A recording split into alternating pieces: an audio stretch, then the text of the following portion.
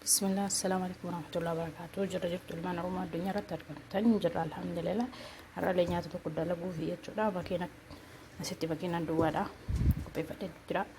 Nyaata kana dalaguu waa hedduu na barbaachisa. Haga dhuma viidiyoo kana hordofaa isiniin jedha. Zeenaa laayik, sheer, sabiskiraayib godhaa jajjabeessaa isiniin jedha. Amma asitti makiinaa qullaadha. Makiinaa qullaa kanatti dursa jechuudha. Asitti killeedha.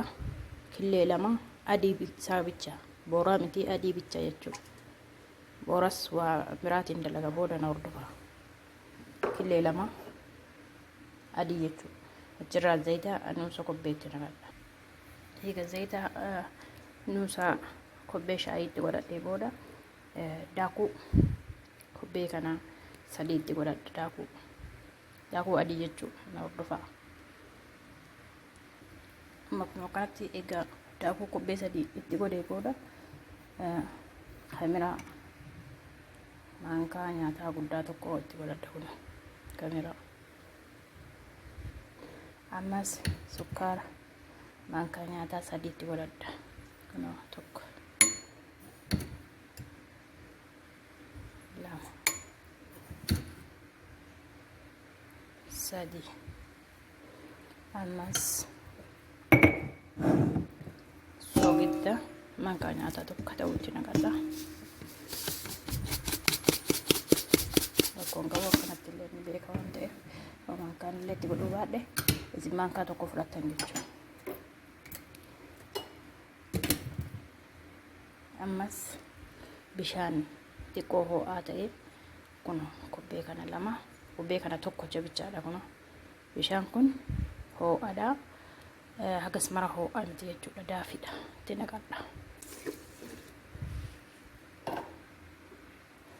Amma sadis kun lebena aannan jechuudha. Lebena kana kunis kobbee tokko xiqqoo daafiidha ho'aa miti. Kana alaa jechuudha. Tallaajaa keessaa baasee xiqqoo tursiisee jira. Inni garuu amma qorraa miti xiqqoo daafiidha jechuudha. Itti naqadha. Kana booda amma sirriitti waliin makka na hordofa.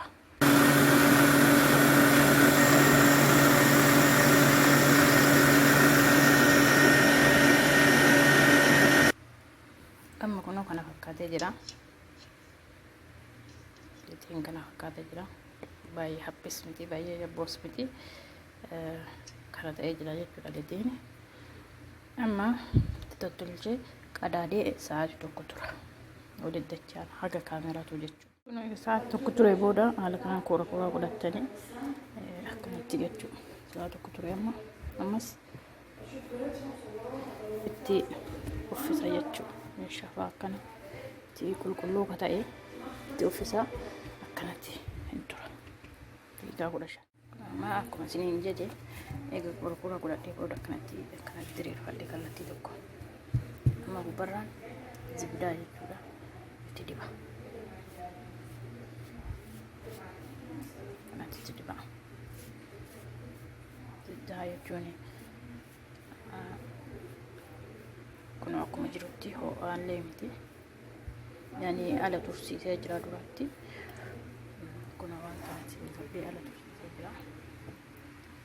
Itti dibdaadha kanatti itti diban jechuudha. Amma eegas booda walitti martan kanatti walirra dachaaftanii jechuudha.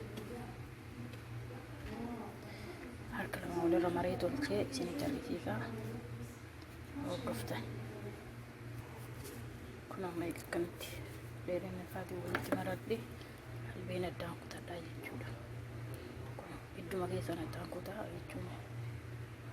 Akkuma qubee fakkeessadhaa jechuudha.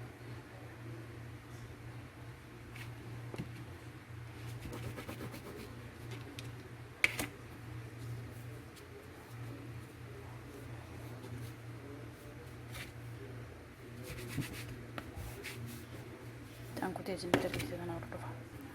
Kun agas booda akkanatti addaan kutadhee jira jechuudha. Akka qubee fakkeeffadhee kanatti amma waliin dhooftan jechuudha. Akka mataatiitti akkanatti walirra garagalchitan akkanatti harka lamaan qabadhee walirra garagalchee dhahee isinitti argisiisa. kun amma akkanatti dhahee jira akka mataa jechuudha. Amma akka marmaree waliin mara akkuma argitan kanatti mana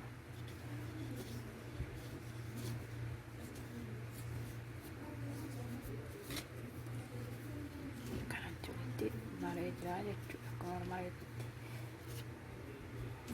kana fakkaata. Ammas hunda isaa tokko madalagee bitaa hordofaa.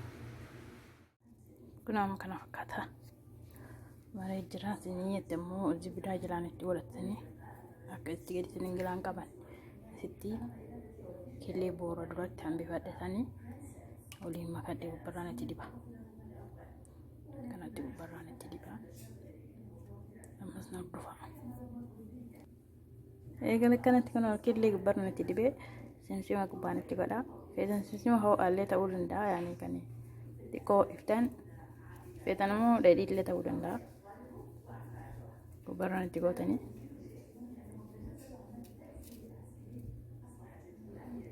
kanatti jechuudha. Xiqqooma xiqqoo itti godhatanii yoo feetan immoo ittillee dhiittan rakkoo hin qabu jechuudha. Fedha keessan irra hundaa'eeti. Kana fakkaata. Kun amma furuun keessa galcha jechuudha. Jalaan xiqqoo itti banee gubbarraan illee gajalaadhaan si gubbaan itti bana hordofaa. Kun asitti immoo kaafii zaatiraa fi zayituunaa kanatti itti godhatee jira. Fedha keessan dalagachuu illee dandeessan kama duraallee dalaguu dandeessan jechuudha. Akkuma duraatti na hordofaa. Kun kanatti godhatee jira. Kan amma dalagallee kunooti kan nama furuuna keessa jira. Ammallee killee boora kan gubbaan itti dibadha. Keessa booda furuuna keessa kaaya. Keessatti beekuun zaatara jedhama. Yoo feete godhachuu dandeessanii jumnallee keessa galchitanii dalaguu dandeessan jechuudha. Homaa takka onni nama naannoo jedhu hin jiru jechuudha. Fedha keessan irratti hundaa'a. Kanatti itti godhee furuuna keessa kaaya jechuudha. Na hordofaa.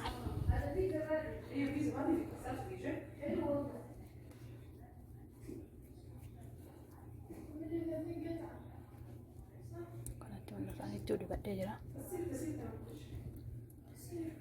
Amma furuuna keessa kaa'aa jechuudha.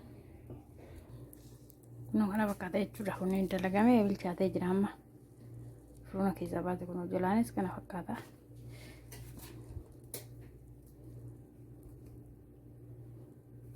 Kana fakkaata kun walitti qabanis soofii fakkaataa jechuudha. Kun marti amma bilchaatee jira. Furuuna keessa jirullee ni jira. Akkasuma tola wajjin qaba. Na hordofaa ammas. Kun hundi isaatu xumuramee jira. Akkuma argitan kanatti asitti kun akka zaataraan hojjadhe sunis bilchaatee jira. Kun jalli isaas kana akkaataa bilchaatee amma furuuna keessaa fuudhee jira. Amma kunniin zaataraatu keessa jira jechuudha. Kun duratti isinitti argisiise kun. Amma haala kanaan shaayii wajjin nyaatama jechuudha. Kan ammoo yoo feetan addaanis baqassanii waan dalaganii fakkeenyaaf killee dalagatanii addaan baqassanii keessa galchatanii nyaachuu danda'an. Taateeraadha kun jechuudha. Isinitti tolee abdiin qaba inshaAllah. Akkuma jirtanitti nagaa firamtanii keessanaa jiraadha. Assalaamu alaikum warahmatullaahi wabarakaatuh.